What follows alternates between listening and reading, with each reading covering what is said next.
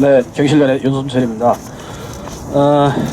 공직자들의 망국적인 부동산 투기 모습을 보면은 사실은 우리 사회가 더 이상 지속할 수 없는 상태에 이르렀다 이렇게 볼 수 있을 것 같습니다.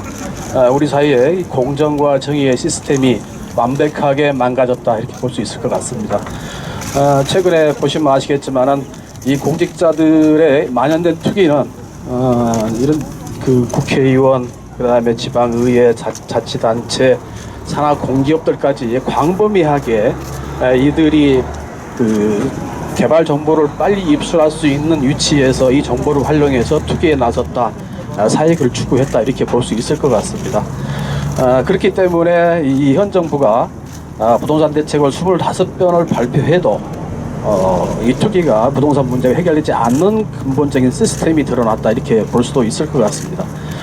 더 중요한 것은 그런데 정부의 대응 방식은 현재 방식으로는 아주 맹탕 조사가 될 수밖에 없다 이렇게 보고 있습니다. 그래서 보다 더 조사 대상도 대폭 확대해서 해야 되고, 그다음에 지금 그 2기 신도시, 3기 신도시, 그린벨트 산업단지, 주택 개발 사업들, 그다음에 공공택지 사업들 모든 부분에 있어서의 모든 토지 거래자들과 이런 토지 보상 내역까지 전수 조사를 해야 할 필요가 있습니다. 보다 더 근본적으로 저희들이 제기하고 싶은 것은 우리 사회가 이렇게 망가지도록, 공직 사회가 망가지도록 이런 시스템의 허술함이 드러났기 때문에 이번에는 이 부분을 좀 정비를 해야 된다 이렇게 보고 있습니다. 만약에 예전에 한 10년 전에 김영란법 제정될 때 이미 이해충돌 방지법까지 제정이 됐다면은 모든 공직자들이 재산에 등록을 했을 것이고 정부가 관리를 했을 것입니다. 그렇다면 예방에 대한 이런 조치가 이미 이루어졌을 것이고 사후에 드러났을 경우에는 처벌도 바로 할 수 있었을 것입니다. 지금 현재 이해충돌 방지법이 없어서 공직자들의 투기에 사전 방지 예방 기능도 안 되고 이 투기가 드러났더라도 명쾌하게 처벌할 수 있는 조항도 애매합니다. 그래서 현재 이 드러나는 공직자들 하루하루 드러나고 있지만 이분들이 사법적인 처리를 받을까는 아무도 확신할 수가 없습니다.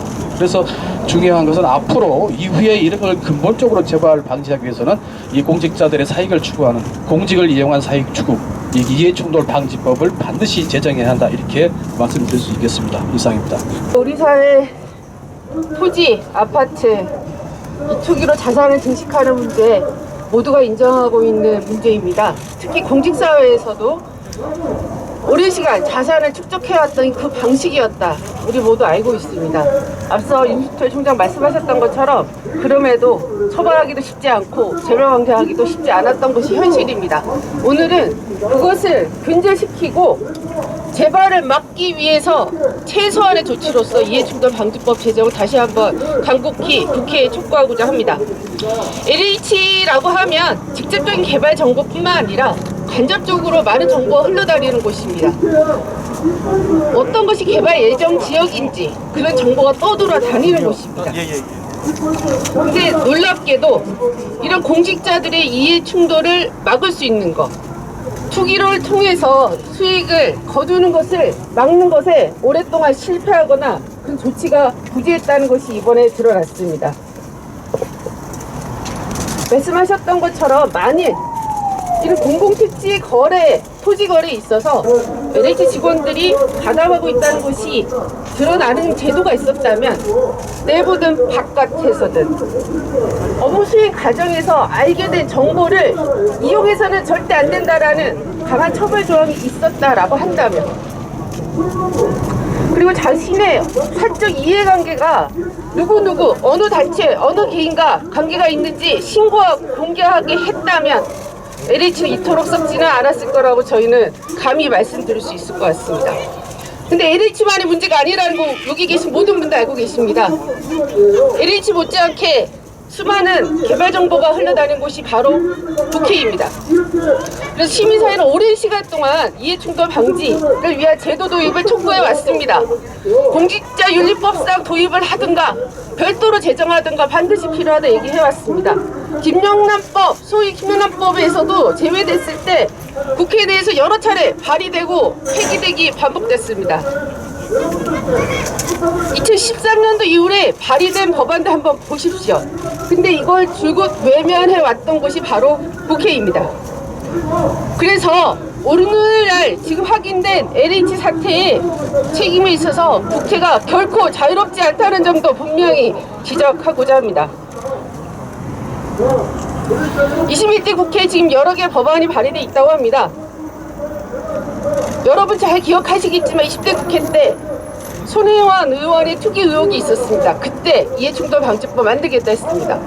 불과 얼마 전에 박덕흠 의원이 피감기관 수주를 받았다라는 의혹이 제기됐습니다. 그때 다시 또 이해충돌 방지법 만들겠다 했습니다. 그때뿐이었습니다. 말뿐이었습니다. 참여연대가 지난해 11월에 입법 청원을 할 때 정말 국회는 이 논의를 시작할 줄 알았습니다. 그러다가 2월에 반드시 제정하겠다는 약속도 지킬 줄 알았습니다. 저희가 약속 지키는 그 계획 어떻게 됐냐 물었을 때 민주당 지난 2월에 답변조차 하지 않았습니다. 그러다가 지금에서야 여론에 떠밀려서 이제 법안 심사 공청회에 들어가겠다고 합니다. 다시 한번 국회의 직무유기 지적하지 않을 수 없습니다. 그래서 저희가 반드시 강조하는 것은 사적 이해관계 신고하게 해야 된다. 거기에 그칠 게 아니라 반드시 공개하도록 해야 된다. 그리고 업무상의 비밀이 아니라 업무상 알게 된 미공개 정보를 이용하는 문제, 그 정보를 갖고 이익을 누리는 공직자 당사자가 아닌 제3자도 처벌받게 해야 된다는 것. 동시에 거기에 따른 이익은 반드시 환수, 몰수하게 해야 된다는 것. 이 내용을 반드시 이해충돌 방지법에 담아야 한다고 생각합니다. 이해충돌 방지법 자체가 모든 문제 해결할 수 없습니다. 하지만 최소 조건이라 생각을 합니다. 국회의원 포함한 고위공직자뿐만 아니라 공직자들에게 고양이에게 생선을 맡겼다라는 국민의 분노가 전달이 된다 그러면 반드시 3월 중에 이해충돌 방지법 제정할 것을 다시 한번 촉구합니다. 여러분 지금 LH공사 문제로 그 이해충돌 방지법의 필요성이 상당히 제기되고 있습니다. 그렇지만 여러분들 잘 아시는 것처럼 가장 이해충돌 관련해서 문제를 많이 일으킨 집단이 바로 국회입니다.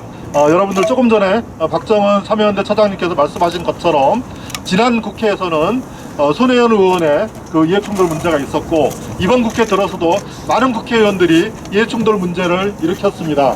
박덕흠 의원이 바로 자기 가족의 회사 사실상 자신의 소유죠. 자신 가족의 회사가 자기 소관 상임위의 그 기관으로부터 수천억 원의 공사를 수주한다든지 아니면 그 삼성물산과 그리고 제일모직의 합병에 관여했던 윤창현 의원이 정무위 활동을 한다든지 또는 지금 옆에서도 이 농성하고 계시는 이스타항공과 관련해서 많은 문제를 일으켰던 이상직 의원 또는 부동산 투기로 문제를 일으켰던 김홍걸 의원 등등 많은 사람들이 이해충돌 문제를 일으켜온 것이 사실입니다. 그리고 제가 정확하게 기억하는데 지난 바로 꼭 한 달 전에 2월 16일 날 바로 이 자리에서 같은 시간에 저희 참여연대 경실련 한국투명성기구가 오늘과 똑같은 이해충돌 방지법 제정을 촉구하는 기자회견을 했었습니다. 당시에 6개 법안이 소위에 상정되어 있었는데 당시에 국회의원들은 상정된 법안들을 심사조차 하지 않고 시간을 흘려보냈고 그래서 2월 국회에서 아무것도 심지어 그 작은 논의조차도 되지 못했던 것을 우리는 똑똑히 기억하고 있습니다. 이제 LH공사 문제가 불거지면서 다시 지금 각 당들이 다투어서 이해충돌 방지법을 제정하겠다고 지금 나서고 있습니다. 그렇지만 우리는 분명히 똑똑히 기억하고 있습니다. 많은 국회의원들의 이해충돌 문제가 생겼을 때 그리고 지금 LH 공사 같은 이런 문제가 생겨나면은 부랴부랴 입법을 하겠다라고 하지만은 그 시기만 넘기면 또 잠잠해지면은 언제 그랬냐는 듯이 또 전혀 신경을 하지 않는 모습을 우리는 너무나 많이 보아왔습니다. 그것은 바로 국회의원들 본인의 문제이기 때문에 본인의 문제들을 본인의 이해충돌을 해결해야 되는 이런 부분들에 대해서 국회의원들이 나설 의지가 없다는 것을 지금까지 보여왔다고 생각합니다. 여러분들 제가 생각하기에는 지금의 이 상황이 바로 이해충돌 상황입니다. 당연히 국회의원으로서 이해충돌 상황들을 해소하고 공직자들의 이해충돌 문제를 해결하기 위해서 이해충돌 방지법을 제정해야 되는 것이 마땅함에도 불구하고 자신들의 사적인 이해관계들 자신들이 대상이 되기 때문에 바로 이 법의 제정을 미루고 있거나 아니면 나서지 않고 있는 이런 국회의 모습이 바로 정확하게 이해충돌 상황이라고 생각합니다. 다시 이번 3월 국회에서 국회의원들이 또 여야 정당이 다시 공청회도 하고 이해충돌 방지법을 위해서 나서겠다고 하고 있습니다.